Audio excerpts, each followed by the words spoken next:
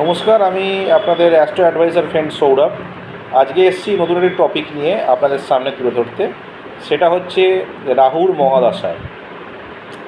প্রথমেই যে প্ল্যানেটটির নাম শুনলে আপনাদের খুব ভয় পাইয়ে দেয় সেটা হলো রাহু। কিন্তু রাহুর মহাদশা সম্পর্কে আমি যেটুকু কথা বলবো আপনাদেরকে, আপনারা যদি সেগুলো মেনে চলেন তো অবশ্যই আপনাদের সেটা লাভ হবে। তো শুরু করা যাক আজকে রাহুর মহাদশা নিয়ে কিছু কথা। রাহুর মহাদশা চলে আপনাদের 18 বছর। যে কোনো জাতক বা জাতিকার ক্ষেত্রে রাহুর মহাদশা চলে হচ্ছে 18টা বছর। এই 18 বছরের মধ্যেই রাহুর মহাদশা সবচেয়ে খুবই খারাপ, এবং সবসময় যে ভালো সেরকম ব্যাপার নেই, ভালো মন্দ মিশিয়ে চলবে। প্রথমে তাহলে আপনাকে জানতে হবে রাহু কোন কোন ঘরে বসে থাকলে বা কোন কোন রাশি লগ্নের সাপেক্ষে ভালো ফল দেয়। আমরা জানি রাহু এবং কেতু এই দুজনের কোনো পার্টিকুলার রাশি হয় না। নবগ্রহের মধ্যে এই দুই প্ল্যানেটেরই কোনো রাশি হয় না, বাদবাকি 7টি গ্রহের রাশি হয়। রাহু যে রাশিতে উচ্চ হয় সেই রাশিটি হলো মিথুন রাশি, এবং রাহু ভালো ফল দেয় ষষ্ঠে অর্থাৎ কন্যা রাশিতে, দশমে এবং একাদশে রাহু ভালো ফল দেয়। রাহু উচ্চস্থ মিথুন রাশিতে হয় এবং তৃতীয় ঘর আমরা কালপুরুষ চক্রে মিথুন রাশিকে পেয়ে থাকি, এবং মিথুন রাশিতে রাহু খুবই উচ্চস্থ ফল দিয়ে থাকে। রাহুর মহাদশাতে যদি আপনাকে প্রথমে দেখতে হবে কেমন যায়, তো দেখতে হবে কোন লগ্নের সাপেক্ষে রাহু আপনার সেই মহাদশা চলছে। দেখা যায় কারুর ক্ষেত্রে মিথুন লগ্ন, অথবা কন্যা লগ্ন, অথবা মকর লগ্ন, অথবা কুম্ভ লগ্ন, অথবা শুক্রের যে লগ্নগুলো আছে অর্থাৎ তুলা লগ্ন, বৃষ লগ্ন, এদের ক্ষেত্রে রাহু খুবই ভালো ফল দিয়ে থাকবে। এবার দেখা গেল কারোর ক্ষেত্রে মেষ লগ্ন, সেখানে দেখতে হবে রাহু কোন ঘরে বসে আছে। দেখা গেল রাহু বসে আছে দশম ঘরে।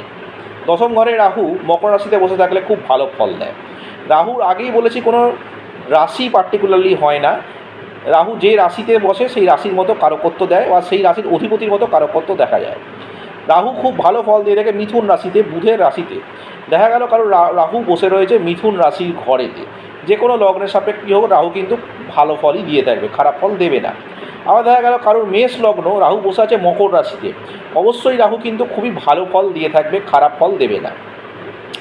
আবার মেষ লগ্নের ক্ষেত্রে দেখা গেল রাহু বসে আছে কুম্ভ রাশিতে, অবশ্যই রাহু কিন্তু ভালো ফল দেবে। রাহুর মহাদশার প্রথম যে মহাদশাটি চলবে, রাহুর সাথে রাহু মহাদশা এবং রাহুর সাথে রাহুর অন্তর্দশা, এই সময়টা একটু হয়তো খারাপ যেতে পারে। তারপরে আসবে রাহুর সাথে দেবগুরু বৃহস্পতির মহাদশা, এবং এখানে অবশ্যই আপনাদের যদি বৃহস্পতি ভালো হয়ে থাকে তো অবশ্যই রাহু এখানে ভালো ফল দেওয়ার চেষ্টা করবে। দ্বিতীয় পরে আসা যাক রাহুর মহাদশার মধ্যে শনির অন্তর্দশা যদি লেগে থাকে, তো শনিদেবকে দেখতে হবে চন্দ্রছকে কোথায় ভালো আছে। আর একটি ব্যাপার বলা উচিত যেটা আমি মিস করে গেলাম, সেটা হচ্ছে রাহু, প্রথম কথা দেখতে গেলে আমার রাহুর যে ডিপোজিটার অর্থাৎ শনিদেব তাকে দেখতে হবে। শনিদেব যদি 1 থেকে 6-এর মধ্যে বসে থাকে, ঠিক আছে, ও এবং রাহুও যদি 1 থেকে 6-এর মধ্যে বসে থাকে কোনো ঘরের সাপেক্ষে, রাহু খুব একটা ভালো ফল দিতে চাইবে না। আবার দেখা গেল আউট অফ রেস্ট 7 থেকে 12-এর মধ্যে বসে আছে, এক্ষেত্রে শনিদেবও 7 থেকে 12-এর মধ্যে বসে আছে, রাহু খুবই ভালো ফল দিয়ে থাকবে। রাহুর ওপর যদি দেবগুরু বৃহস্পতির দৃষ্টি থাকে তো অবশ্যই রাহু ভালো ফল দেবে।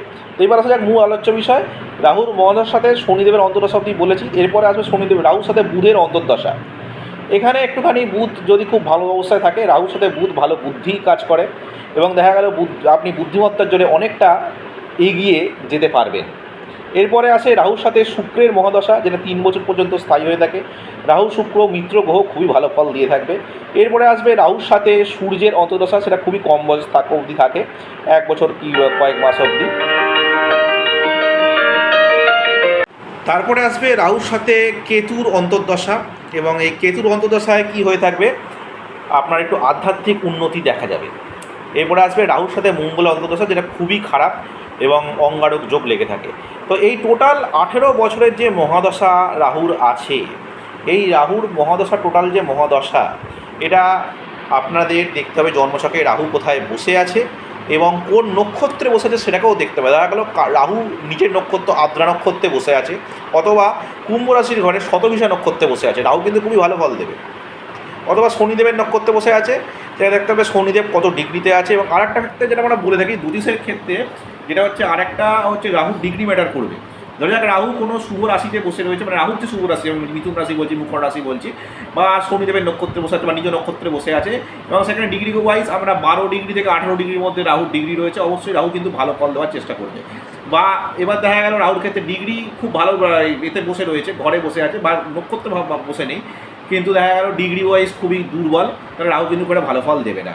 কী কী করবেন? রাহুর মহাদশাতে চেষ্টা করবেন যতটা পরিমাণে আপনারা শনিবার দিনকে বা বুধবার দিনকে ভালোভাবে টয়লেট সাফ করবেন। আপনাদের যে বাড়ির বাথরুম আছে সেটাকে ভালোভাবে সাফা করবেন, এটা প্রথম কর্তব্য এবং নিজে করবেন। দ্বিতীয় কর্তব্য কি, আমাদের যারা দ্বিতীয় যেটা করবেন সেটা হচ্ছে আপনাদের বাড়ির আশেপাশে যে জমাদার আছে, জমাদারদেরকে প্রত্যেক শনিবার হোক কিছু না কিছু অল্প করে খাবার দেবেন অথবা অর্থ দিয়ে সাহায্য করবেন। তৃতীয় হচ্ছে আপনাদের চারপাশে যারা লেবার ক্লাস পিপল যারা আছে লেবার, তাদেরকে সাহায্য করবেন, এবং যারা পঙ্গু লোক অর্থাৎ আমাদের ফিজিক্যালি চ্যালেঞ্জ ফিজিক্যালি হ্যান্ডিক্যাপ্ট লোক, এই ধরনের লোকেদেরকে আপনারা সাহায্য করবেন। এগুলো একটু করবেন রাহু মহাদশাতে। এবং সবথেকে বড় কথা, মহামৃত্যুঞ্জয় মন্ত্র জপ করবেন, শিব ঠাকুরের মাথায় জল ঢালবেন সোমবার করে। যদি রাহুচন্দ্র গ্রহণযোগ থেকে থাকে তো অবশ্যই রাহুর জন্য আপনারা বীজ মন্ত্র করবেন ওম রাম রাহবে নম 108 বার করে, এবং চন্দ্র বীজ মন্ত্র করবেন ওম সোম সময় নম 108 বার করে। চেষ্টা করবেন নীল কাপড় বা কালো কাপড় না পরার চেষ্টা করবেন। যদি রাহু ভালো পজিশনে থাকে তো অবশ্যই পড়তে পারেন, তো না হলে চেষ্টা করবেন এগুলো করা। শুদ্ধ সাত্ত্বিক খাবার খাওয়ার চেষ্টা করবেন, গরিব অসহায়কে কিছু দান করবেন, এবং এগুলো করে থাকবেন। বাদ বাকি তো আপনারা জানেনই। আর যদি কোনো আমাকে অ্যাস্ট্রোলজিক্যাল কনসালটেশনের দরকার হয় নিচে দেওয়া নাম্বারে আমার সাথে যোগাযোগ করবেন। সবাই ভালো থাকবেন, সুস্থ থাকবেন, নমস্কার।